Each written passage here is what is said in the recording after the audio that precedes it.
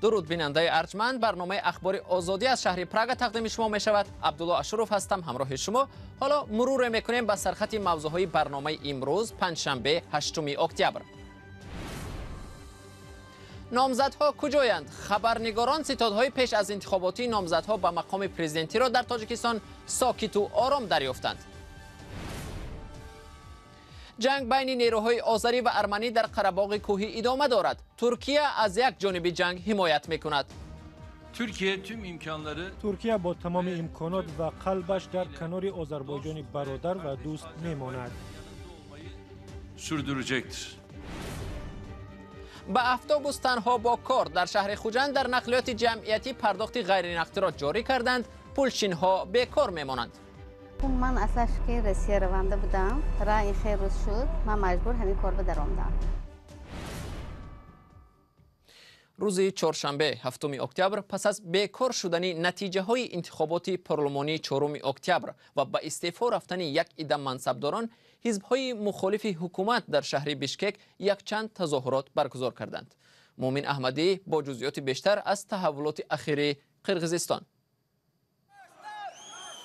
هزارها نفر در نزد بینای حکومت و پارلمان که با نام قصر سفید معروف است جمع آمده طلب پیش گذاشتند که حکومت آینده قرقیزستان از حساب سیاستمداران جوان تشکیل کرده شود. از جمله طلب نمودند که تیلک توکتوگازیف سروزیر شود. این در حالی است که پارلمان روز 6 اکتبر به این مقام نامزدی صادر جعفرов را پیشنهاد کرد. جعفرov در زندان بود. او را شب 5 به 6 اکتبر آزاد کردند. مطبوعات قرقیزستان نوشت تصمیم پیشبری جعفرov به منصب نخست وزیر یک گروه مردم را به خشم آورد و ازدحام به مهمانخانه‌ای که در آنجا وکیلان جلسه می‌کردند حمله نمود. صادر جعفرov مجبور شد از در پس بنا فرار کند. شورای مردمی هماهنگساز که به طور خودخوانده از جانب چند حزب مخالف حکومت تشکیل شده است، روز 7 اکتبر گفت حکومت جعفرov را اعتراف نمی‌کند و رهبری نهادهای دولتی را به دست خود گرفته پارلمان را پراکنده می‌کند. اعتراضات در قرقیزستان بعدیان سر زد که کمیسیون مرکزی انتخابات گفت در انتخابات روز 4 اکتبر حزب‌های بیردیملیک، میکنیم قرقیزستان و حزب قرقیزستان برنده شده به پارلمان راه یافتند. این حزب‌ها را اکثرا رو به حکومت مینامند. حوادث اخیر در قرقیزستان در حال با سرعت تغییر می‌یابد که به بندوباری سیاسی برای این کشور تجربه نو نیست. در دوام 15 سال گذشته در نتیجه اعتراضات 2 پرزیدنت از قدرت برکنار شدند. ضمناً تا انتخابات پرزیدنتی در تاجیکستان هم 3 روز دیگر باقی ماند و معرکه ترغیباتی نامزدها به انتهای خود نزدیک می شود. در انتخابات 5 حزب سیاسی نامزد پیشبری کردند. همکاران ما در شهر دوشنبه به ستاد پیش از انتخاباتی نامزدها سر زدند و آنجا را آرام و ساکت دریافتند. گزارش برات یوسفی و مولا رجب یوسفی. حزب خلق دموکراتی تاجیکستان و حزب اگرری تاجیکستان، 2 حزب که در پارلمان نفوذ زیاد دارند و تبلیغات نامزدهایشان به مقام پرزیدنتی هم از دیگر احزاب زیادتر است. پشت این درها در بینای انستیتوت خاکشناسی اکادمی علم‌های کشاورزی تاجیکستان ستاد پیش از انتخاباتی نامزد حزب اگرری تاجیکستان رستم لطیف زاده واقع است. حالا ما میرویم ببینیم که در ستاد چی وضع است و آنجا کیها هستند.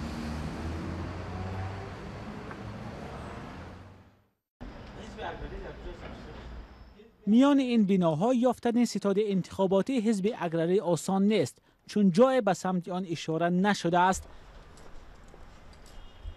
ستاد رستم لطیف زاده انا در این بنا بوده است، در آشیانه سوم و در 2 اتاق.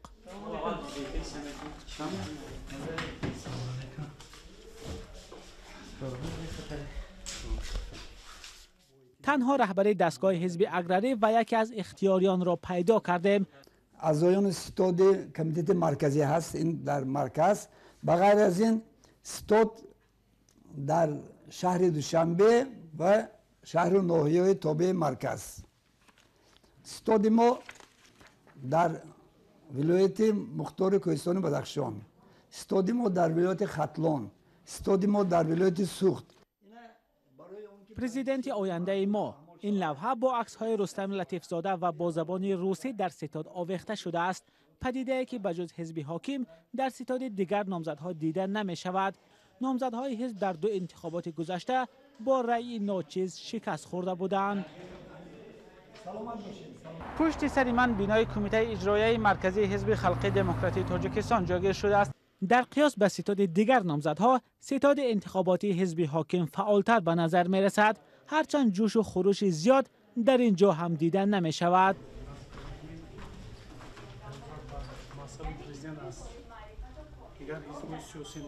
ستاد در مجلسگاه جایگیر شده است. در دیوارها بجز عکس نامزد حزب امام علی رحمان، معلومات درباره 4 نامزد دیگر نیز نصب شده است. معلوم نیست که هدف از این کار چیست. وظیفه نوبدار ستاد پاسخ دادن به زنگ‌های تلفنی و مکتوب‌ها بوده است. مسئولان حزب گفتند در منطقه‌ها ستادهای مانند به این فعال شده به تبلیغ نامزدی امام علی رحمان مشغولند. وظیفه اساسی ستاد حزبی ما این با تنظیم در آوردن فعالیت حزب و برای ماندن فعالیت تبلیغاتی ما. حزب حاکم خلق دموکراتی نامزدی رئیس جمهور امام علی رحمان را دیگر بار به مقام پرزیدنتی پیشبری کرده است. منتقدان حزب خلق دموکراتی را به آن متهم می‌کنند که از امکانیت‌های دولتی برای کارزار تبلیغاتیش استفاده می‌کند، هرچند مسئولین حزب بارها این ادعا را رد کردند. در ستاد انتخاباتی حزب سوسیالیستی هم خبرنگاران رادیو آزادی کسی را نیافتند. عبدالحلیم غفاروف رئیس حزب گفت که از بس که به تبلیغ مشغولند هیچ کس در ستاد نماند. سرویناز روح‌الله گزارش می‌دهد. آنهایی که در این نزدیکی ها کار و اقامت میکنند میگویند اعضای ستاد انتخاباتی گاهی به این مکان میآیند. با فرق از ستاد نامزد حزب سوسیالیست به مقام رئیس جمهور، ستاد نامزد از حزب کمونیست تاجیکستان به منصب پرزیدنت در قرارگاه این حزب جایگیر شده است. دروازه قرارگاه حزب باز است. دیوارهای داخلی بینای حزب با عکس و نیمپیکره‌های فعالان امروزه و گذشته کمونیست‌ها و شعار و نوشته‌ها منقش شده است. اما اکثر کلی در اتاق‌ها بسته بود. حتی در ستاد نامزد به مقام پرزیدنت که در اتاق رئیس این حزب جای داشته است. چند نفر از اعضای حزب که خود را عضو ستاد نمی‌دانستند خبر دادند که همه اعضای ستاد با شمول میراج عبداللهیف رئیس و نامزد به منصب پرزیدنتی از حزب کمونیست در مناطق کشور با ساکنان در ملاقاتند. زمانی که به ستاد حزب اصلاحات اقتصادی تاجیکستان رسیدیم، رئیس و نامزد به مقام رئیس جمهور از این حزب را در یکی از دو اتاق ستاد تنها و مشغول کار پیدا کردیم. ستاد ما همه روز کار کرده ایستاده است. حاضر اعضای حزب ما تقسیم شده هستند طرف ایالات مختار بدخشان. امروز در شهرتوز نماینده ما هستند. در شهر هم تقریبات رو برده ایستادند، در مکتب ها، کالج ها. رستم رحمتزاده رئیس حزب اصلاحات اقتصادی که بار اول در انتخابات پرزیدنتی شرکت میکند گفت 8 نفر شخصان با اعتماد او در معرکه تبلیغاتی شرکت دارند. فعلا حزبش 31,000 اعضا دارد که 60% جوانانند. بجز از 2 ستاد در شهر دوشنبه اینچنین در مرکزهای ولایتانی ستادهای انتخاباتی دارند که در پیشبرد معرکه انتخاباتی نامزد حزبشان سهم دارند. وضع در منطقه جدایی طلبی قره‌باغ کوهی با وجود تلاش‌های جامعه بین المللی جهت ختم جنگ متشنج باقی می‌ماند. وزارت دفاع ارمنستان خبر داد نیروهای جدایی خواهی که از سوی ارمنستان پشتیبانی می‌شوند صبح امروز یک حمله آذربایجان را رفع کردند. آذربایجان برعکس نیروهای تحت حمایت ارمنستان را به حمله به دهه در قلمروش عیبدار کرد. در حالی که قدرت‌های جهانی تلاش دارند جانب‌ها را به آتش بس وادار کنند، ترکیه از یک جانب جنگ جانبداری می‌کند. کیومرث عطا موضوع را ادامه می‌دهد. جنگ بین نیروهای آذری و ارمنی برای قره‌باغ کوهی که ولایت ارمنی نشین آذربایجان است ادامه دارد. از روز آغاز جنگ رجب طیب اردوغان رئیس جمهوری ترکیه به حمایت همسایه کشورش برخاست. ترکیه با تمام امکانات و قلبش در کنار آذربایجان برادر و دوست میماند. با وجود تفریقه عمیق سیاسی در بین خود ترک‌ها، در ترکیه حمایت وسیع از آذربایجان دیده می شود. حکومت ترکیه برای کمک به آذربایجان از حمایت قوی مردم برخوردار است. ترک‌ها به آذربایجانی‌ها باور دارند. ترکیه به آذربایجان کمک‌های نظامی می‌کند و هر دو از نظر فرهنگی، قومی و زبانی نزدیک هستند. همه این یکجا آذربایجان را یک شریک با ارزش می‌کند.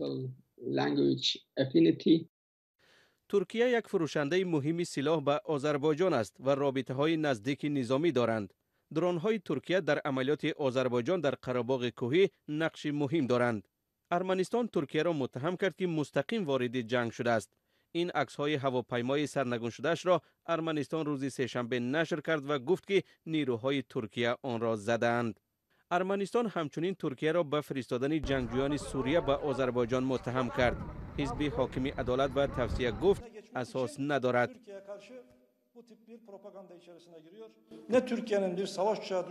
آنها میگویند ترکیه هواپیما را زد که حقیقت ندارد و دروغ است، مثل ادعای فرستادن جهادیان. هر دو دروغ است. جنگ قره‌باغ کوهی مناقشه دیگر شد که ترکیه در آن دخیل است. دست ترکیه در نزاع‌های سوریه و لیبی هم هست.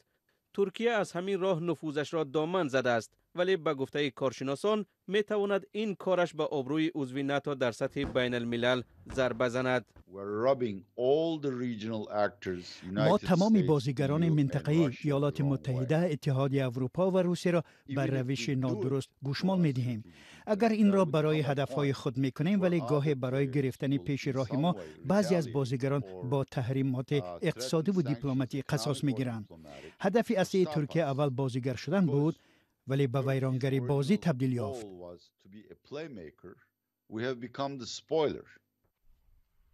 دعوت‌های بین المللی برای قطع جنگ می افزاید، ولی درگیری‌ها در قره‌باغ کوهی ادامه دارد. ترکیه هم ظاهراً کمک به آذربایجان را زیاد می کند.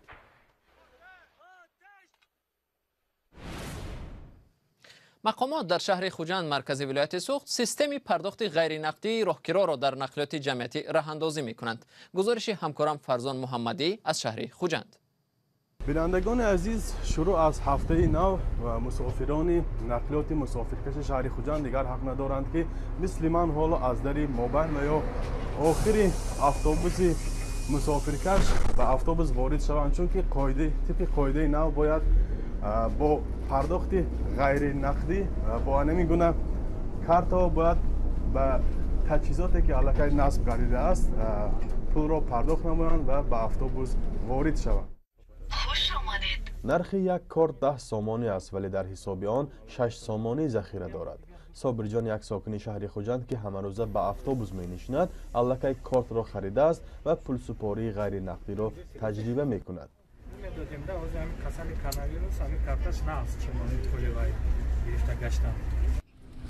دیگر مسافران نیز با استقبال از این پدیده میگویند اکنون از بعضی نافهمی‌ها و بحث با پولچینکچیان و رانندگان خلاص خواهند شد. کلی کلان که در آدگاه کانترینرها مایده که نمیتونه جنجال میشه کارت که دارد میشه نیست. ولی این شیوه نوی پول پرداخت کنی 65 نفر پولچینک ها را که قسمی از آنها زن هستند مایوس کرده است. برنا حکیم و به حیث پولچینک در یک روز تا 30 سامان حق پولی میگیرد و از آن نگران است که با آمدن فصل سرما بیکار میماند. من اصلاش که رسیه رونده بودم، راه این خیلی روز شد، من مجبور همین کار بدرم آمدم.